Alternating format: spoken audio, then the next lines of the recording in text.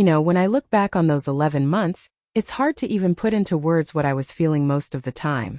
It wasn't just a relationship. It was like living on a roller coaster that only went down. There was the emotional stuff, the constant putting down, the silent treatments that could last days, the way he made me feel so small I sometimes forgot who I was. And then there was the physical part, the bruises hidden under my sleeves, the apologies that came so often and so empty they felt like a cruel joke. But for the last 6 months something shifted. Or at least I thought it did. Maybe it was me wanting to believe he could change, that if I was just patient enough it'd all get better. He started being kinder in little ways. Not perfect but better. The yelling slowed down. There were moments when he looked at me without that old bitterness, like he actually saw me as a person rather than some punching bag. I'll admit I started to hope. Against all reason, hope started creeping back in that maybe we could have a normal life or at least something close to it. So when I went over to his place that night, I wasn't prepared for the cold thud of reality crashing through everything. I was looking for my phone, which I'd somehow left on his counter. I was half listening to his TV when my gaze fell on his screen, lit up with a notification. I shouldn't have, I know. But this part of me, call it curiosity or dread, made me check anyway. And there it was. Text messages.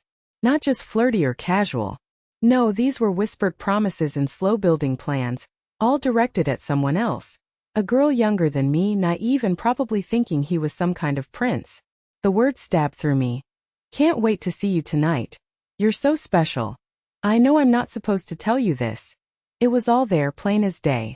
I sat frozen for a second, heart pounding so loud I thought he might hear it. Then came the flood, shame, rage, disbelief. How long had this been going on? How many times had I smiled and stayed silent while he was sneaking around behind my back? And the worst part? He'd been so good lately, giving me false hope just to cover up his lies. Honestly, I didn't know what to do. Part of me wanted to confront him then and there, scream until my throat was raw. But a deeper part, the part one barely recognized anymore, whispered that I needed to walk away. So I grabbed my jacket and left his house without saying a word, the night swallowing me whole. Stepping out into the cold, I felt hollow but wild, like my head was spinning and my heart breaking at the same time. I was lost. I had no clue where to go or how to start putting myself back together. But one thing I knew for sure. I wasn't going to be his victim anymore. At that moment, that seed of a plan planted itself deep inside me, not just to hurt him back but to survive, to take back control over my life, and do it right under his nose. I remember sitting there on the edge of our couch, heart pounding, head spinning. When I first found out about his betrayal, part of me wanted to just explode, scream until my throat burned, and maybe even pack a bag and leave him standing there clueless. But the other part, the part one hadn't listened to before, something whispered that this wasn't the time for fireworks. Not yet. So instead I made a choice. I was going to pretend everything was fine. Not just for his sake but for mine. Because I honestly didn't know if I could trust myself to act rationally if I confronted him right away.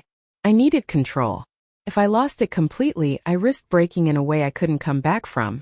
There was this strange kind of poison in that decision, like swallowing something bitter and telling yourself it's sweet. Every time he looked at me, I had to remember to blink away the storm that was gathering beneath the surface.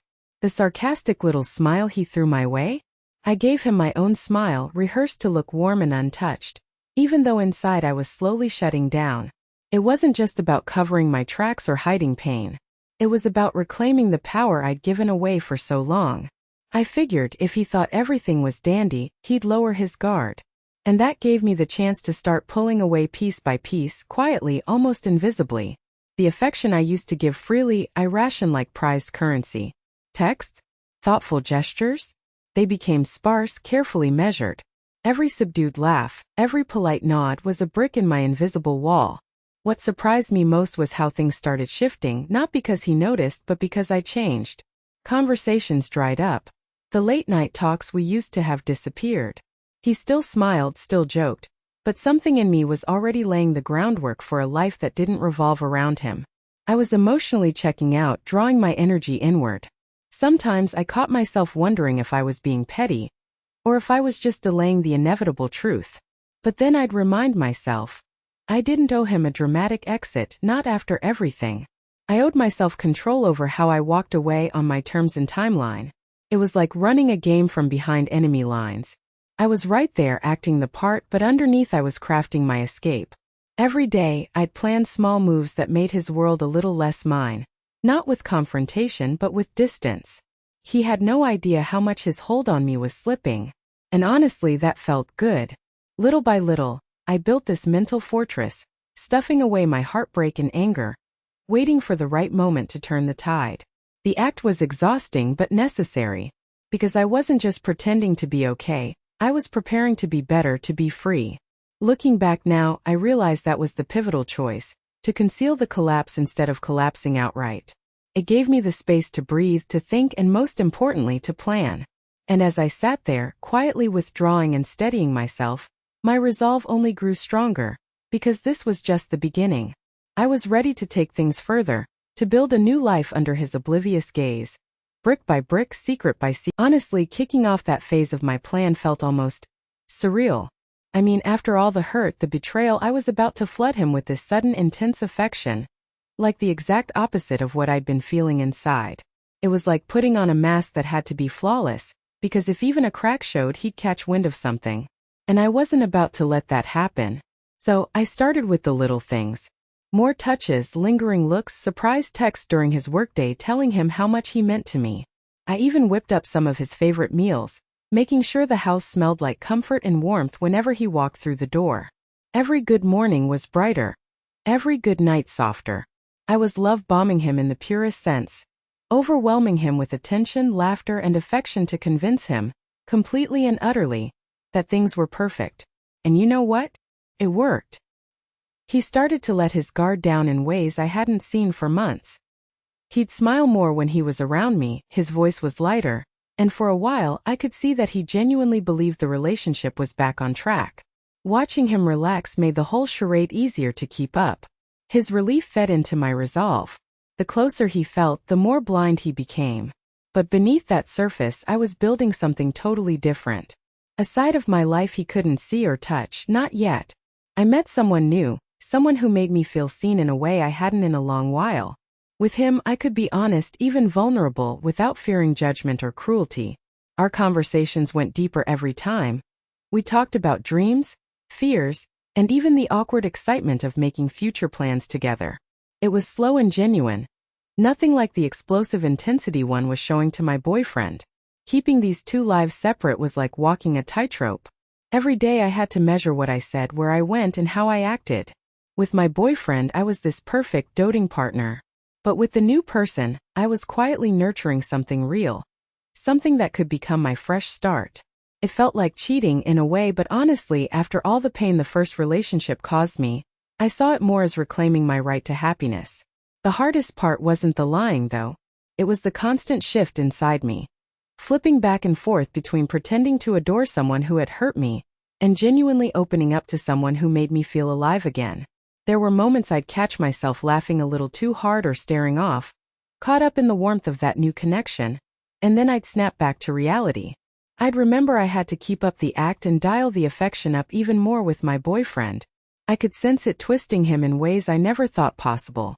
The contrast, me so attentive and loving, yet somehow distant beneath the surface, threw him off balance. He was grappling with a craving for connection that I was deliberately withholding, like I was dangling a promise he could never quite grasp. It started to make him more dependent on my presence, more desperate to hold on.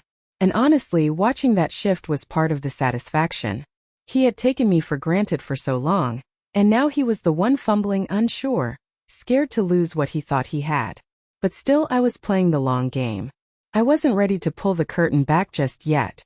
Every affectionate gesture, every whispered promise I fed him was a thread tying him closer, blinding him just enough so he wouldn't notice how far I was slipping away.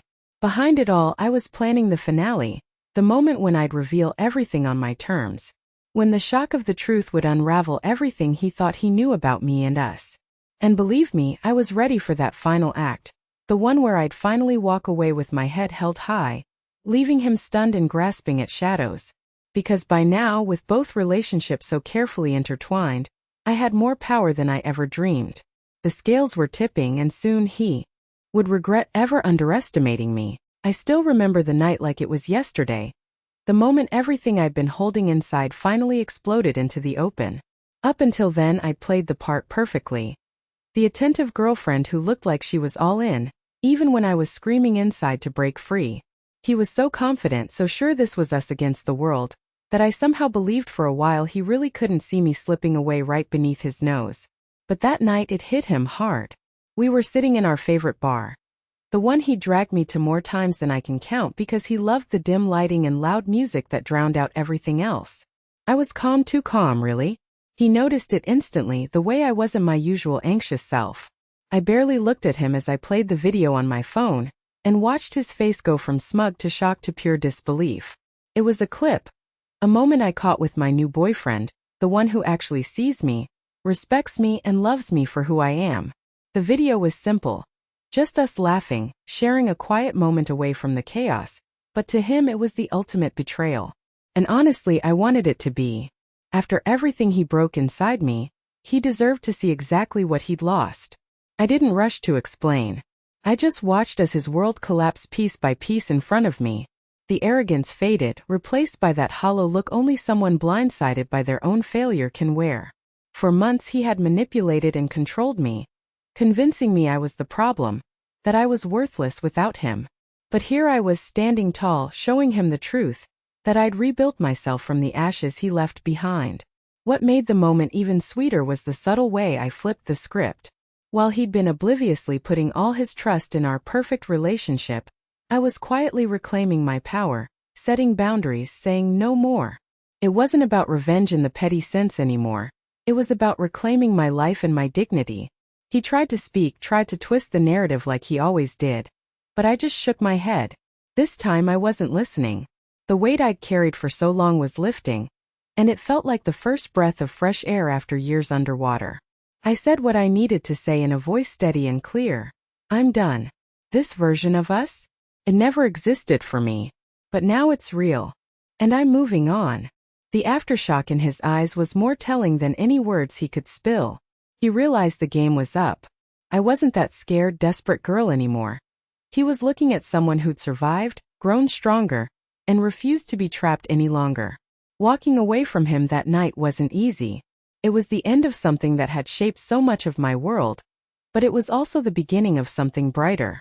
I felt my energy returning piece by piece, as if I'd been asleep for too long and was finally waking up. There was pain, sure, but underneath that was a new layer of respect. Not from him, but from myself. Standing on that threshold, I knew I had closed that chapter with strength and clarity. No more lies, no more excuses. Just me, my truth, and a future I was ready to build on my terms. But even with the wound beginning to heal, I couldn't help but wonder how much of this ordeal would stay with me. Would the scars fade or leave a permanent mark? And most importantly, what had this journey taught me about love, loss, and finding self-worth when everything else falls apart?